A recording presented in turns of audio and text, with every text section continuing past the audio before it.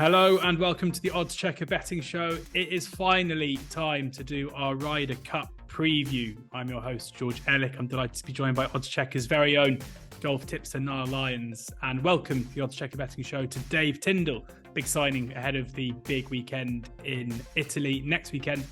Now, normally, Niall, I come to you first, but you're always a bit of a pain at this time of year, telling everyone that you don't like the Ryder Cup and you're supporting the Americans and the rest of it. And I know that Dave's opinion of the Ryder Cup is a bit different to yours, so I'll go to him first. Dave, this is a pretty special weekend always, and you're someone who's been on course for a couple of particularly special events.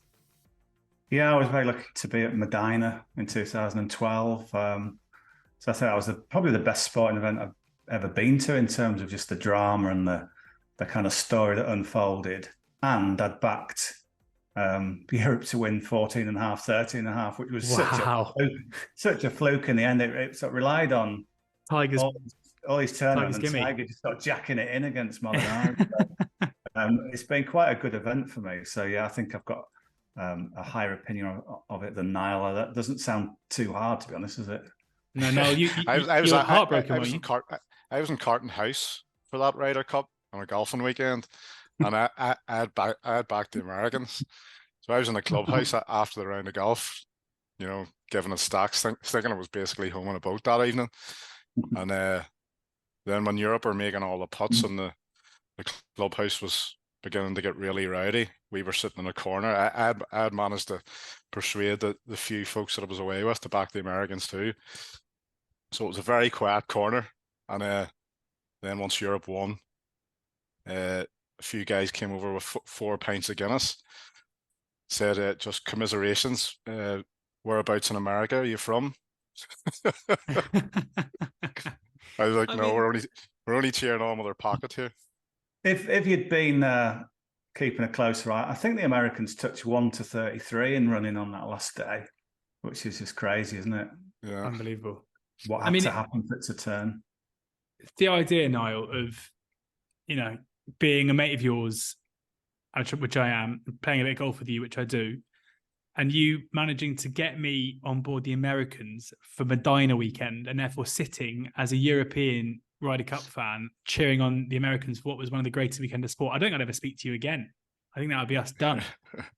Unbelievable. Yeah, I'm not too partisan when it comes to these things. Mind you, I actually do think, I'm getting there with the Ryder Cup a little bit. Like I do enjoy it a bit more than what I used to, but I actually do think the build up to it is every bit as good as what happens in the week. I love the conversation around the picks and what can potentially happen across the week. So, well, let's get into the preview before we kind of get into the betting picks, which the guys have got. We're going to kind of run through, I guess, the bigger themes around the weekend. We'll chat about the course and what we can expect from the course. We'll talk about the fact that home advantage seems to now be a massive swing with regards to who comes away with the Ryder Cup. We'll talk about it's a couple of weeks old, but I think given what we've seen from a couple of big players in the last weekend especially, we'll talk about the captain's pick, and then we'll get into the tips themselves.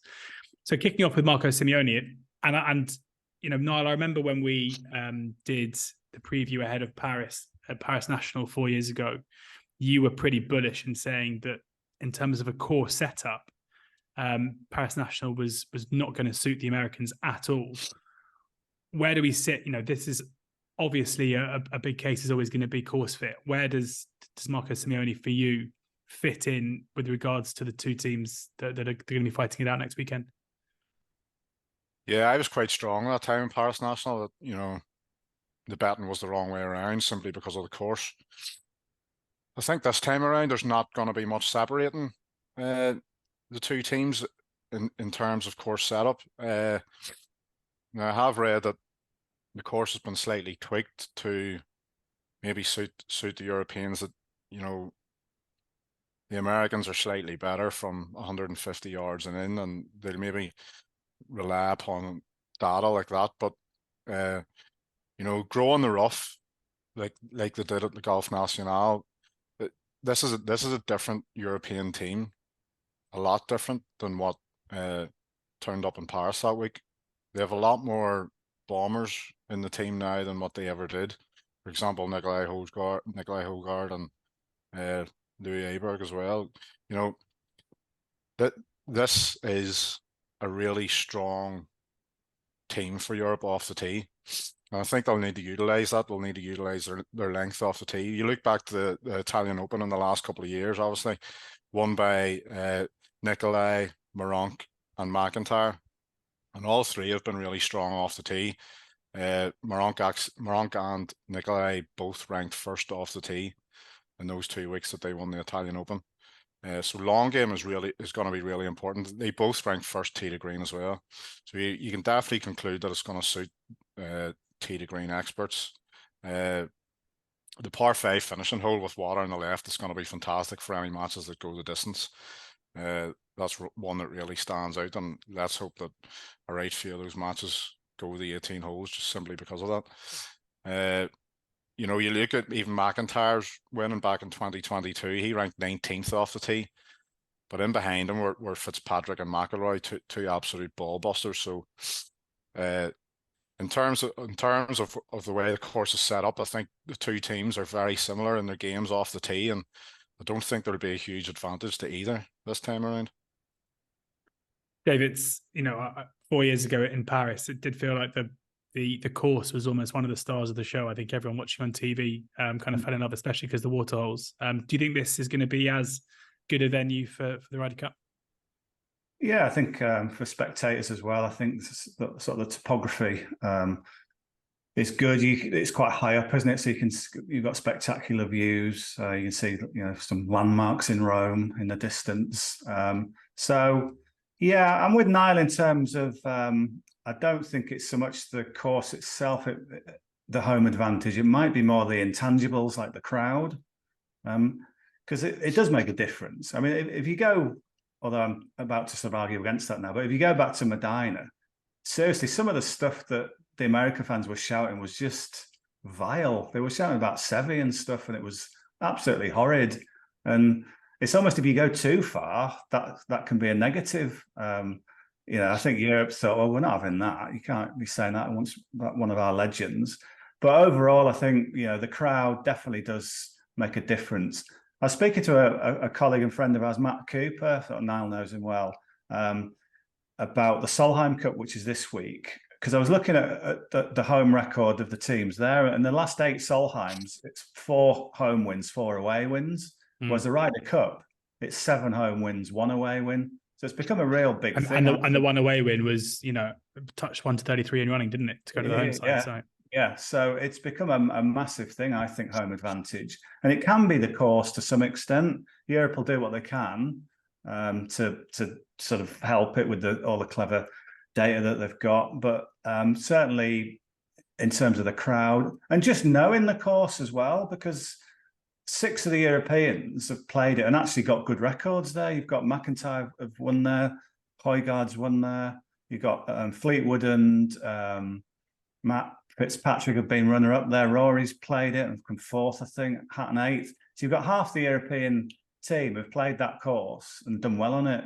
And if you look back, there was a lot of players who played the Golf National and back to Celtic Manor have got similar good course records. So it's familiarity, it's some of the crowd and a bit of course setup.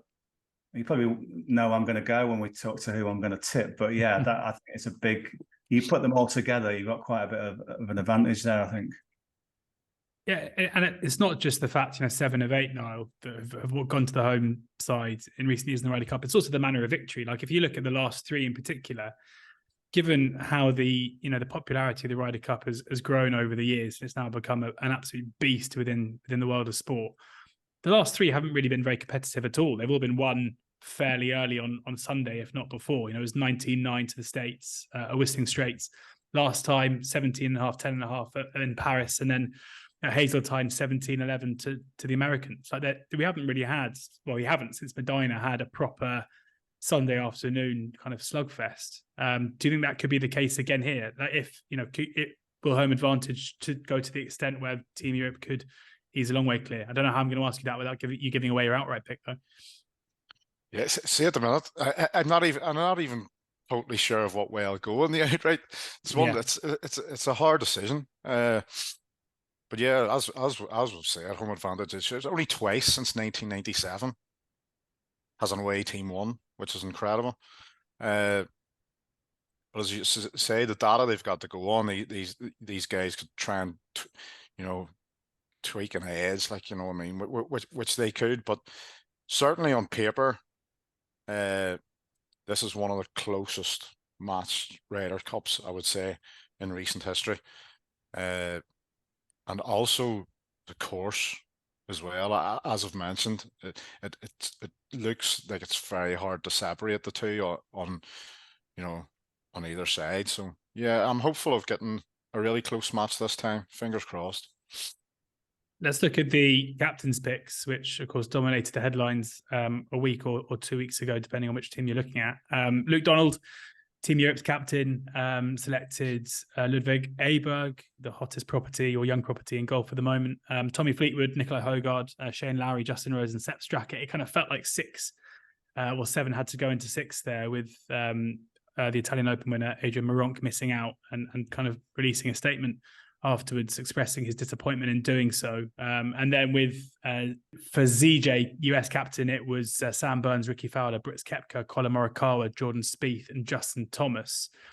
We'll kick off with the Americans here, Dave, and it kind of felt like they all maybe picked themselves apart from JT, who was woefully out of form, has been basically all season. He put in a decent performance last weekend. Where did you sit or stand with the Justin Thomas selection? Keegan Bradley, one of those unfortunate to miss out. Yeah, but Bradley was sort of hinting along the lines of it's a bit of an old boys club, and he's not in it. He's a bit of a loner, maybe. But I'm afraid that's kind of, it's a team event, isn't it?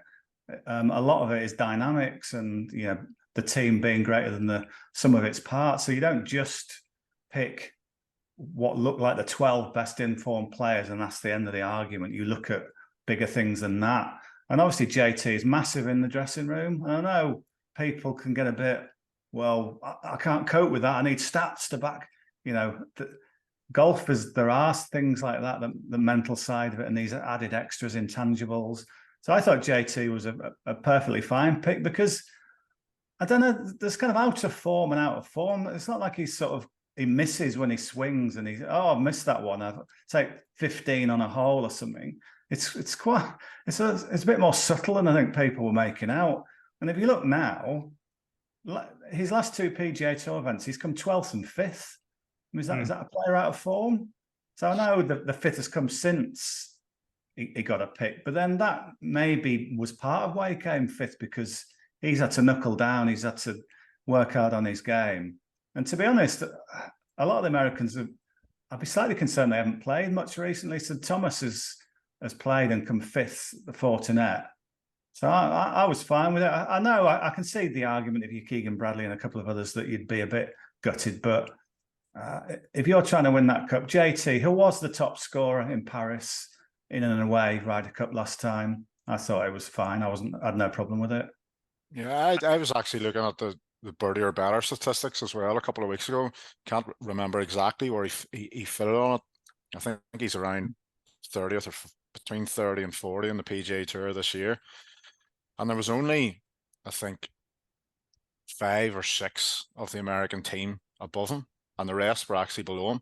And you look at birdie or better stats, is perfect really for a Ryder Cup. As you say, is any disasters, double bogeys or triple bogeys from him aren't really going to matter. Probably won't matter anyway. So even when you consider Justin Thomas to have a poor year by his standards, he can certainly turn up here and do a job, and I expect him to. I would say Sam Burns, of anyone, took Keegan Bradley's spot, and it wasn't necessarily Justin Thomas. I was quite surprised by the Sam Burns inclusion. Even despite the match play win, and it feels like if Jordan Spieth and Ricky Fowler had something to do with the JT selection, then Scotty Scheffler seemingly was the one behind Sam Burns getting picked. Yeah, absolutely. It looks that way, and obviously Burns could benefit from that hugely, playing with Scotty Scheffler. But I would argue that Keegan Bradley could have brought, a real fight and dogged determination in this game that they'll really need. And I was quite disappointed to see Bradley omitted, because he adds a lot to the game, and he's quite boisterous, and I think he adds a fair bit to the Ryder Cup team. He was very good, wasn't he, with Mickelson? Yeah, Medinah. At Medinah, yeah. Feels like he's got unfinished business with the whole thing after that, doesn't it, really? Yeah, and you wonder, I know he said he's a bit of an outsider, but you think, well, having seen him in that Ryder Cup, you think, well, is he an outsider? I don't know. But as we'll come on to with Europe, you can't just play them all, can you? But it's like when you get football, you say, oh, they're good enough to finish top four, and you go, yeah, but I'll finish top four. who's dropping out then for that to happen? So that's at the end of the day, there are 12 players, and that's all. Dave, that's a whole new podcast that I could do about perception of success and failure within football, but we'll get onto that another time. My team hasn't finished in top four, anyway. Yeah, I'll agree with that now. What a strange game that was last night, 4-3. Oh, real strange one. Really strange. Very different match to the scoreline. I think if you saw the scoreline, you think, I need to tune into this. You watch the highlights, you think, actually, what was that? Okay, another time. Let's stick with the golf. I mean, as we say, JT will be there, and it does feel like Zach Johnson has basically ensured that his key players or star players are happy with the selections. With regards to Luke Donald and his pick, as I say, it was kind of 7 into 6. I think we all knew who the ones in contention were, and one was going to fall out. Adrian Meronk was the one who did. With Ludwig Aberg, Niall, it feels like there is a kind of divide here where if you are like a majors, he's never played in a major before. He only turned pro in was June or July. If you're someone who basically tunes in for the 4 majors and the Ryder Cup, you're going to be quite surprised to see someone on the team who you've never heard of before. However, anyone who's seemingly played with Aberg or knows anything about him, was he almost the most likely of the 7 to get in because he is such a prodigious talent? Yeah, well, certainly past Fleetwood and Justin Rose, he was the 3rd most likely to get in for me. I was really lucky enough last week to walk. I backed him at Wentworth, and I went over for a few days, and I walked both the 18 holes with him on Friday and Saturday, and I was absolutely blown away by what I've seen. Now, you would be, given the 2 rounds of golf that he shot on Friday and Saturday, but on Friday playing with Hovland and McIlroy, out driving them by 15-20 yards. I was saying to a friend, they're going to be crying out to play with them in Rome. They really, really are. I was could be a fight between those two, couldn't it? Yeah, I think probably Hovland will win that fight, but I'd love to see Rory play with him, to be honest. I would love that to be the first pairing out on Friday morning. It would be class. But yeah, I was struck by echoes of Rory and Peters. Obviously, Peters not quite the same kind of talent as, but the rookie coming in at a young age who hits the ball miles, and they struck up an unbelievable partnership. I wouldn't rule it out being McIlroy because Hovland debuted last time. Hovland played all 5 games last time and didn't win any. So McIlroy could win that argument, and it would be great to see. I was struck by his demeanour throughout what I've seen over those couple of days. Really, really charming guy. Really good way about him with the crowd. Really good way with him with his playing partners. I texted Ben Coley at the time saying, move over Jordan Spieth. There's a new favourite in town. I'm so excited by Aberg, and I can't wait to see what he does. I think Donald got all 6 picks 100% on the money. Meronk was the one who missed out, and I think the only thing that might have left Donald with egg in his face if Meronk had won the BMW at Wentworth, which I'm sure for a while was certainly a worry. Larry was obviously the big talking point, in weak form across the year, really. But of them all, I would argue that Bob McIntyre, who he'll get on to later on, was really the one who took Adrian Meronk's spot, and not Shane Lowry. Obviously, McIntyre qualified, you know what I mean. So you can't knock that at the same time. But if there was any of these 12 to drop out, if Donald was had to make a choice for one to leave and another one to come in, the one dropping out would undoubtedly be Bob McIntyre. Dave, do you agree with that? Yeah, I mean, it's hard to believe that someone could win a tournament on the course that's been used for the Ryder Cup a few months earlier having finished second there before as well, and not be on the team but then again, I come back to, all right, so hold that thought, but then who's missing out then? And you go through them, and I just can't find anyone who I'd move aside. Possibly Højbjerg.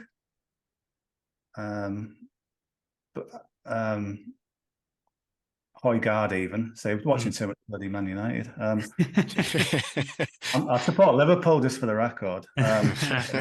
Why I was watching that, I don't know.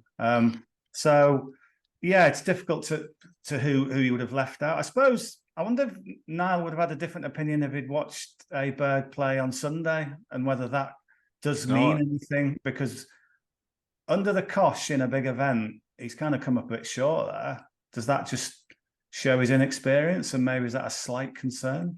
Yeah, well, I did wonder about that too, but I thought, you know, certainly leading into Sunday, I was beginning to think that, you know, he could possibly play 5 matches, and then after that, I'm thinking probably not.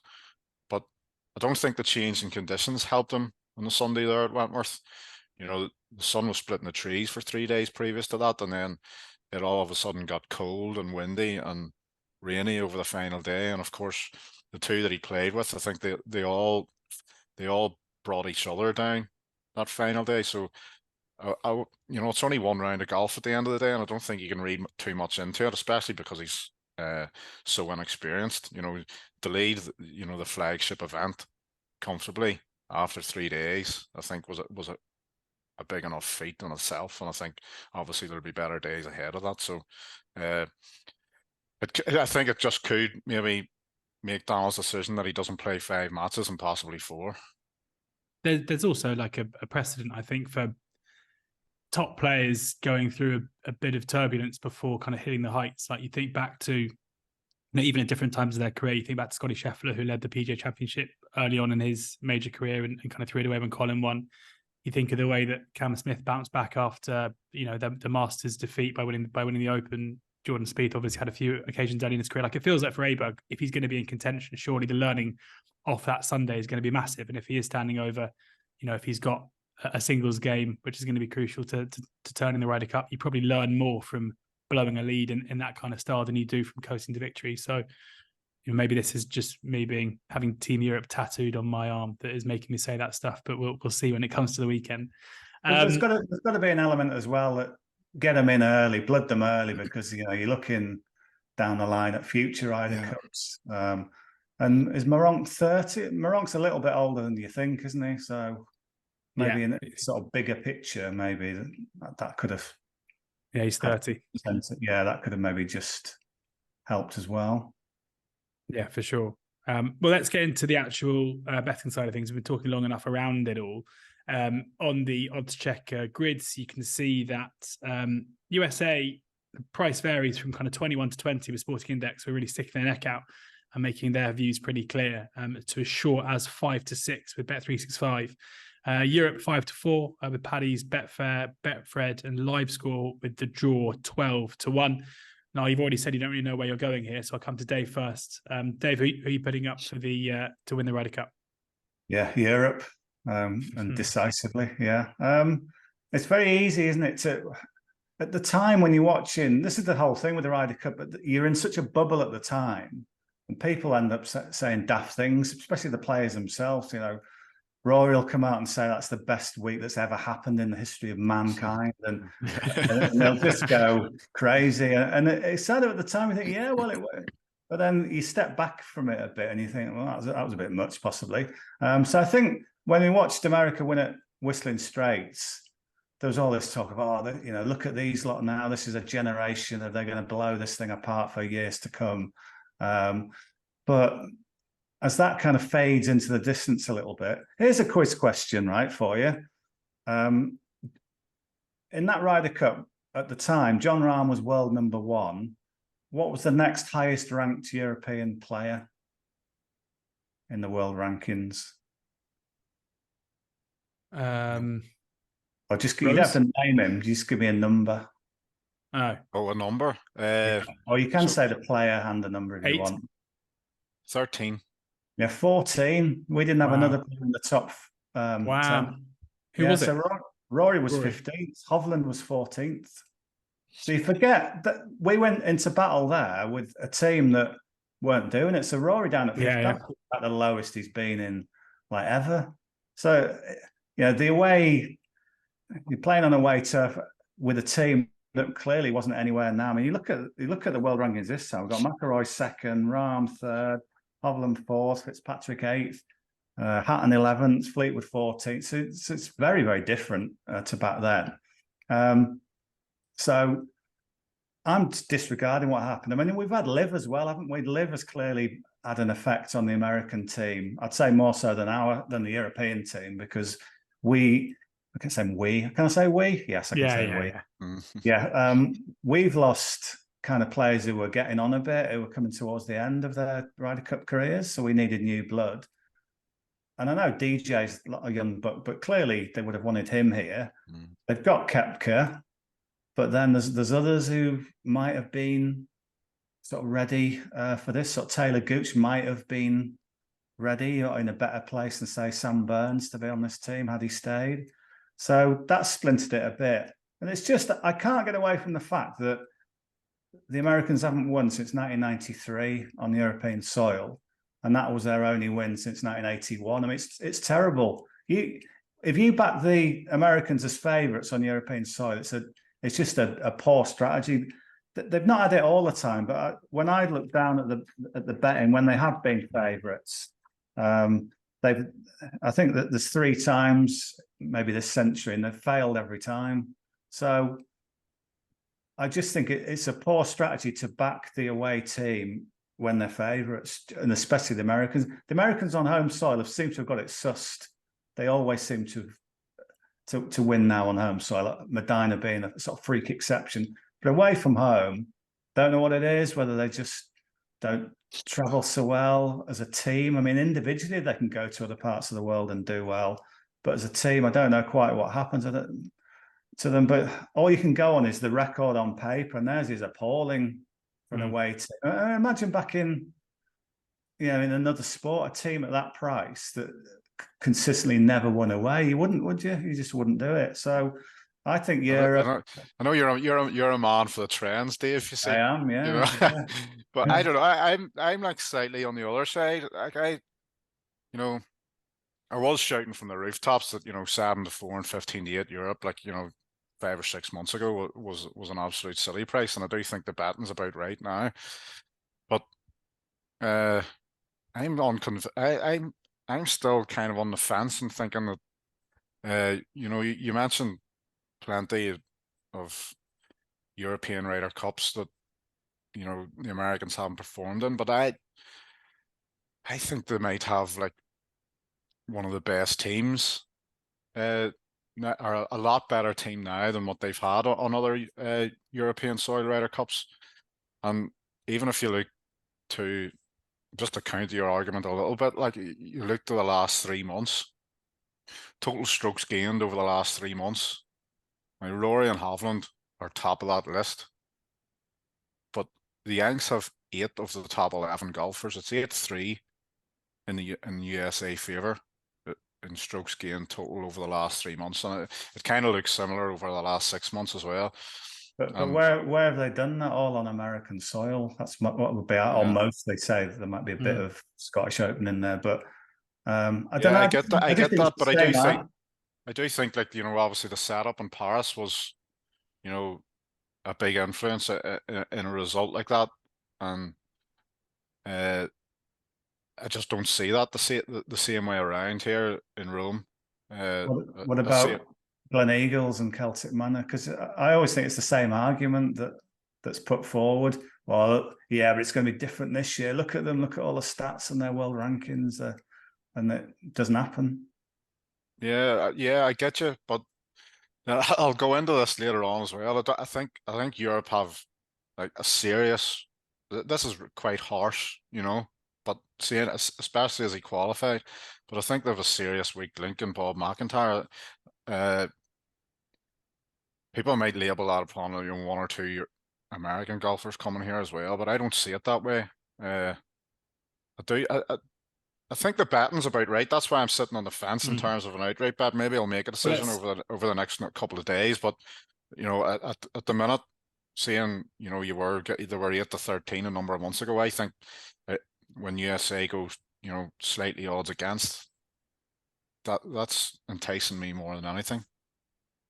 We'll come on to kind of the players in a second. Before we do, Dave, I know there's a couple of correct score fancies you've got as well. Europe 16-12 is 18-1.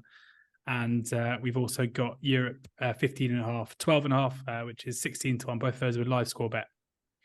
Yeah, I mean, it's quite ambitious, isn't it? I'm not just going for them to nick it. I just think that it's like the weight of history you see in sport. That used to be the case for like England missing penalties. They're not just missing the penalties on that day. They've got all the teams that have missed them in the past. So I think if this goes against the Americans, all that kind of talk is dragged up. Why are you failing again on the European turf? What's going on? And I think it just starts to get away from you. And sometimes if the matches are done fairly early on the Sunday, you can then get, and they play these sort of dead matches out to a finish.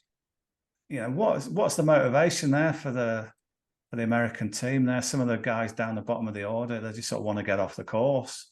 I can remember in Paris, I think it was Noren was still out there. That people were cheering him on to beat DeChambeau, and he did, even though the match is dead.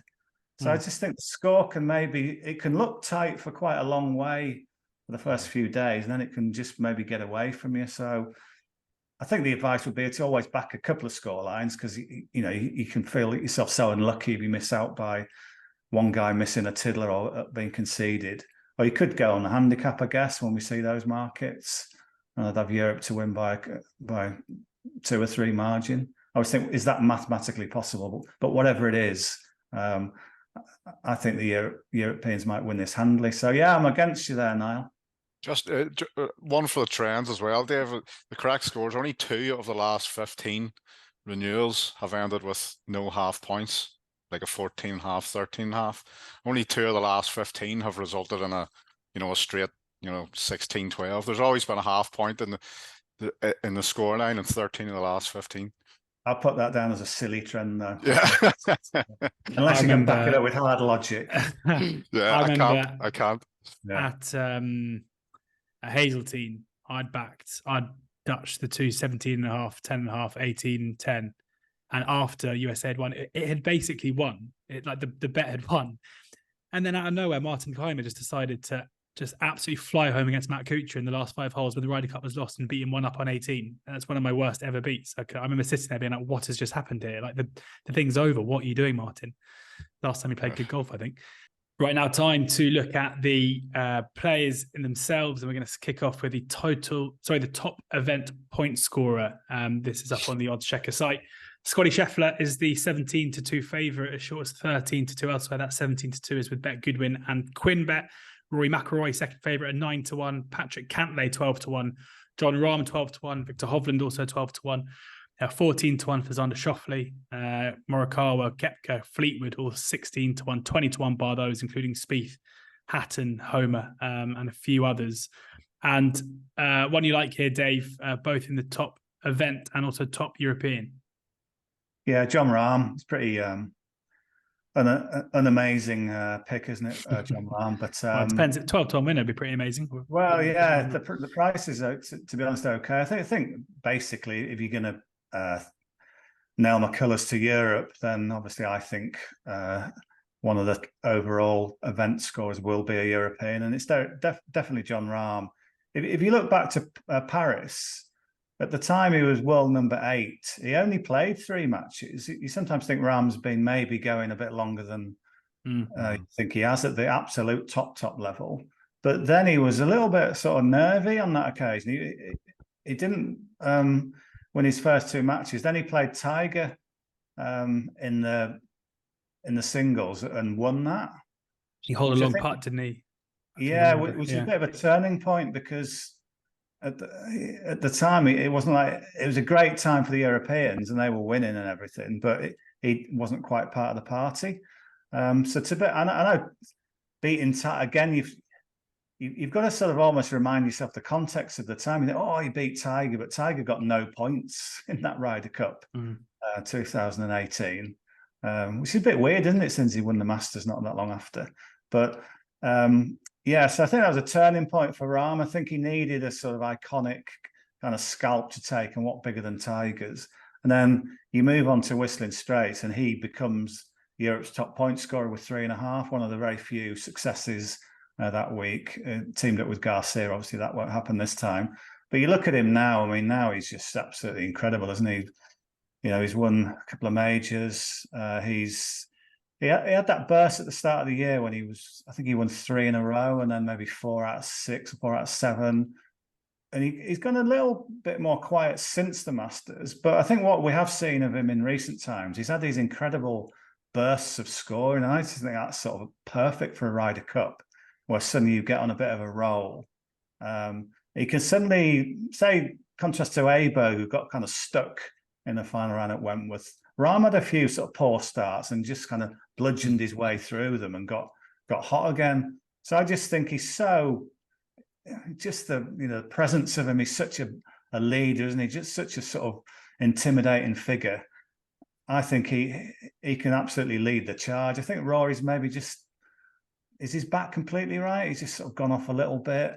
I think Rahm will play 5 matches as well, so he's got every chance of getting as many points as you can. And yeah, and the final thing, I guess, with him is, I mean, his record everywhere is good, but when he comes back to Europe, it's phenomenal, isn't it? Jon Rahm, when he comes back to play on the European Tour or on European Tour, it's absurd. So I expect him to just be an absolute huge presence in this Ryder Cup. And as you say, I don't think the odds are too bad, actually, for overall. I think it's a slightly underrated market, that one. I think if you do really fancy someone, I think you've got every chance of landing in both markets overall and just top country one or top European one as well. Not unsurprisingly, you're sticking with the American markets here, given your allegiances. Where in the top USA point scorer, we've got Scheffler 5-1, Patrick Cantlay 6-1, Zander 7-1, Morikawa 17-2. But it's Brooks Koepka who's 9-1 with Unibet, BetUK, and BetMGM. A short 13-2 elsewhere. Sorry, short 6-1 elsewhere. Who takes your fancy? Like I was pretty surprised when I saw you put this. Like I was.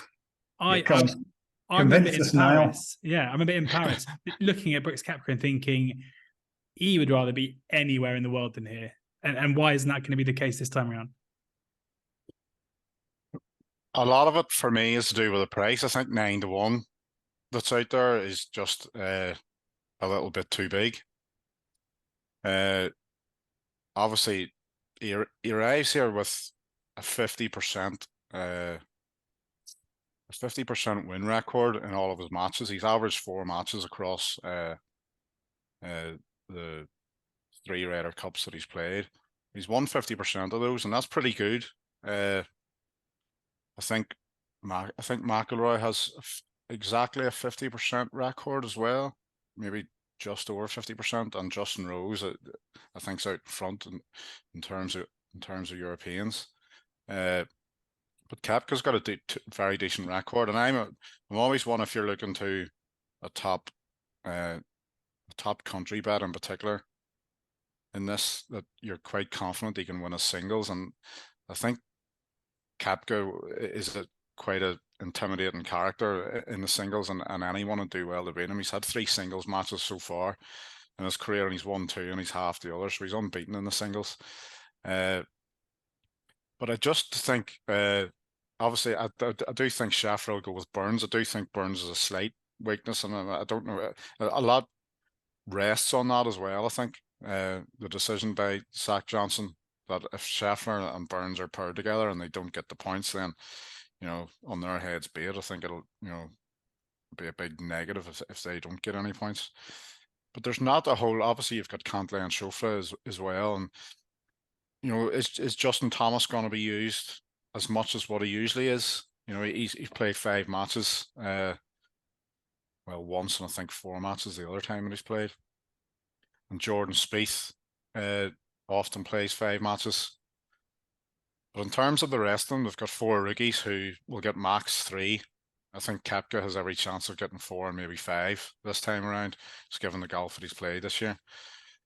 Just as I said, the 9-1 is the thing that tempts me the most. I just don't think he should be that big, and I think if Europe in the course setup try and force the USA to play from longer distances, from 150 yards to 200 plus, then he's more equipped than really anybody on the side to deal with it. So yeah, I'm going against the grain a little, but I do think there's method to the madness. I would, yeah. The obvious counter, probably what George is saying as well, is I don't think he's a team player. Niall can be David Brent talking about Noel Edmonds. He's not doing it for himself. He's doing it for but I think he is doing it for himself. I think when you look at his, I know you quoted his record there, but I've got him playing in 4 team events. If you add in a President's Cup, and he's only had a winning record in one of them, which was the first Ryder Cup on American soil, maybe in his comfort zone. So the last 3, I think he's gone it. He's cultivated this sort of image of, I'm going to win all these majors. And it's a bit like Tiger. I mean, Tiger, as much as he wanted to be, he couldn't get past the sort of individual side of things. In Ryder Cups, Tiger's Ryder Cup record is a bit of a blot, really, isn't it, compared to his overall career? I just think Koepka's in that mold. He's so focused on himself, and he's trying to win majors. I don't know. He's a bit of a divisive character, I think. I think he sort of rubs people up the wrong way a little bit. I think he's 12 matches he's played, though, Dave. 50% record's pretty good, But is it enough to win this market? You need to be scoring. Well, it's enough to warrant the 9-1. I think top USA. Like, I'm not back on top overall or anything, but I think the 9-1's big enough, certainly given his record, and the 4 rookies that are in the team. I kind of get the argument on the price, and maybe we're back to this point as well. Well, if not him, who? And I think when you go through the others, there are doubts. I mean, Scheffler, will he just miss putts? Will that sort of turn possible wins into half matches when he plays? Spieth just had a baby, which could maybe, time a little bit. Because they came over, didn't they? The Americans came over to do a bit of a reconnaissance. Yeah. Spieth didn't come over. Neither did Cantlay or Schauffele. Do we know why they didn't come? It just said personal reasons. Yeah, Zach Johnson said family reasons. Obviously, Jordan Spieth is obvious enough, but I think he said they had family commitments of some sort. And that brings up another point that I wanted to mention. I do think, when you talk about the history of the Ryder Cup and their record on European soil and stuff, I do think they have a more cohesive team nowadays than what they ever had. Obviously, you had some real misfits looking back, on the USA team with guys like Boo Weekley and Brett Weller. You had some strange names in there, like, you know what I mean? But nowadays they've got, obviously a real bunch of the best in the world, but I think they've got a much more friendly team, a much more they're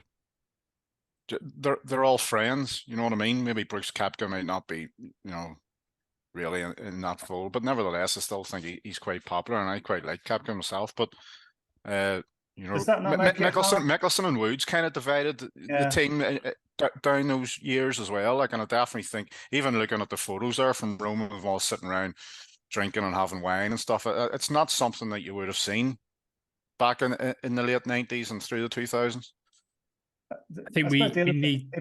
If you think there's no weak link and they're all sort of really good, I think it's harder then to pick a top point scorer, because there's so many who stands out. But that's where price comes into it, I guess. Like, and if you get 9-1 about Koepka, just to beat 11 others, of which 4 are almost certain or only to get 3 matches, it's going to give you a chance, I think. We need to rattle through our last picks, so I'm going to move the conversation on quickly. Dave, you've got Max Homer in the same market here, who is 11-1 with Ball Sports. Yeah, he played really well in the President's Cup, didn't he? He played with Finau on that occasion. I just think he is a real kind of team bonding guy. I think anyone would be happy to play alongside him. Played in the Fortinet. I mean, a lot of them might just be a little bit ring rusty, the Americans, but Homer played in that event, one that he always does well in. And I thought he enjoyed himself when he came over for the Scottish Open and the Open Championship. I thought he just looks like a guy who somehow will enjoy the bigger picture. Like he'll probably sort of go do all the tourist stuff in Rome. I don't know. I just like him as a guy. I just think he'll be good for this sort of event, and the sort of supporting evidence being how well he played in the President's Cup. I did write down a quote from Finau where he said something like he was Mr. Clutch or something like that. So he's a sort of player who can get inspired. And again, I just thought it was a decent price. I think he's quite versatile in terms of who you might put him with. Time to look at the rookies now. And Niall in top event rookie, it's Sepp Straka, who is 8-1 best price at the moment with Sky Bet, who's catching your eye. Yeah, I like a couple of these rookie wildcard markets. Yeah, I'll start with Straka. In terms of all the rookies that are at the event, I think Straka has a huge career ahead of him. I've been really impressed by him this year. And I think 8-1, you're getting each way 3 places in an 8-man field. I think it's quite a nice price and quite a nice bet. Obviously, the majority of these 8 will only get 3 games. I don't know whether any of them will get 4. He gave a bold account of himself at Wentworth last time out, finished 10th. He was decent at Eastlake as well. Obviously, had the runner-up at the Open and won the John Deere previous to that. So I do think he really belongs in this company, and he's one I've got earmarked maybe for majors in the next couple of years. I think he could outperform his odds. I don't even know what odds he is for the majors, but if you consider Sepp Straka is one of Europe's best 12 at the minute, I would imagine he's quite, far down the betting. And not there, he could be even in Europe's top 8 or whatever, come the next 12 months. I really like the trajectory that his career's on, and I think it'll continue. We'll look at the top wild card. I quite like, or is it top rookie? Top USA rookie. Yeah, Brian Harman. 9-2. I think plenty will look at Brian Harman and think he's a weak link in this American team, but I just think there's a few arguments to suggest that he could go well. People obviously looked at his length and stuff off the tee, but Royal Liverpool wasn't exactly a picnic in that regard, and there was plenty of sluggers towards the top of the leaderboard. In Detroit as well, a course that really favours the Bombers. Cam Davis, Tony Finau, DeChambeau and Fowler are the last 4 winners there, and he finished 9th. Then you went to the BMW at Olympia Fields, another one that's been dominated by longer hitters. He finished behind Hovland, Scheffler, Fitzpatrick, and McIlroy. He's acquitted himself very well on those long golf courses. And obviously he's one who could, on and around the greens, can be an absolute wizard and a real dog. I would imagine he can be in these match play matches. So yeah, he's one definitely to keep on the right side of across the week, I think. Yeah, Brian Harman there, the top USA rookie. I get what you were saying earlier about Scheffler being a short price in some markets because he's going to be paired with Sam Burns. But I think you can kind of flip that on its head. And in that 4-runner market for Burns to be 11-4, when you can pretty much guarantee he's probably going to play twice with Scheffler. And if they got off to a fast start, maybe more. Like if they win their game early on Friday, then who knows how much they might play together, in which case it must be 11-4 in a 4-runner race when feasibly at least 2 of the other 4 might play twice. It just seems like a big price to me. There's me sticking my oar in before the end of the show. Finally, Niall, turn off now any Scottish people watching, but Bobby McIntyre to come away pointless at 11-4 is the final selection on the show. Yeah, I quite like a pointless bet in the Ryder Cup. I like to have a sweat on somebody winning. I think we had Phil, didn't we, 4 years ago? Yeah, was that who? Well, I was trying to remember who it was that I backed to win no points before. If you remember, just jumping in, if you remember back to Glen Eagles, another Scot got 0 points, Stephen Gallagher. That's right. Yeah. I was on home soil, so yeah, maybe. So McIntyre can follow in his footsteps. I don't see really a natural pairing for him with anyone really. When you look at even Sepp Straka, I think he could possibly go with Rahm at some stage, and I just don't really see a good pairing for McIntyre.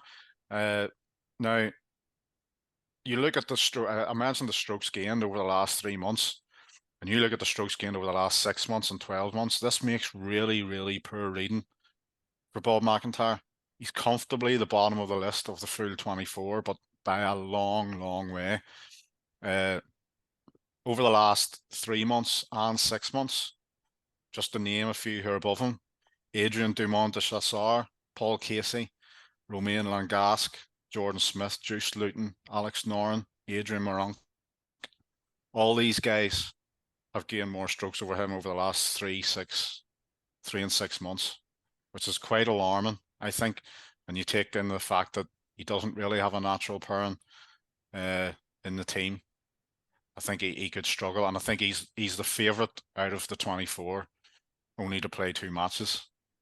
Even though I'm not sure whether Donald will do that, whether he sits out a player for an entire day. It's not a great thing to do, even for team dynamics. I don't know whether he'll do it or not, but he's definitely favoured out of the 24 to play 2 matches. And yeah, I think he'll struggle against any American as well in the singles. The only counter argument, and it's a fairly obvious one, is he's won on the course. Yeah. So how do you sort of bat that one away? Yeah, I can't. Yeah, I just can't. I can't back that one away. But there's surely also you just look at his form over the last few months. Obviously, the real close call in Scotland stands out, but there's plenty of poor finishes about. I mean, he hasn't convinced me lately at all.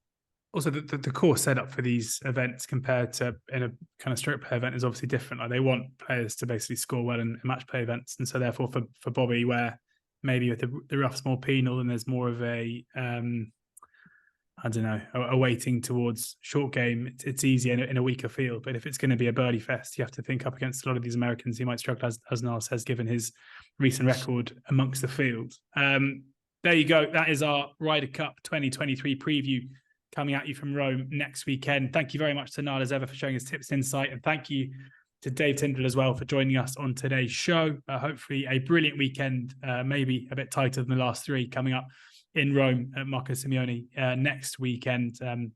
Hopefully some value in there too. Thank you very much for taking the time to watch or listen to this oddschecker betting show.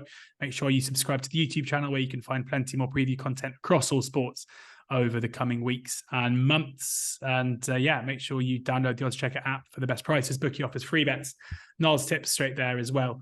And most importantly, please ensure that you gamble responsibly and enjoy all the golf.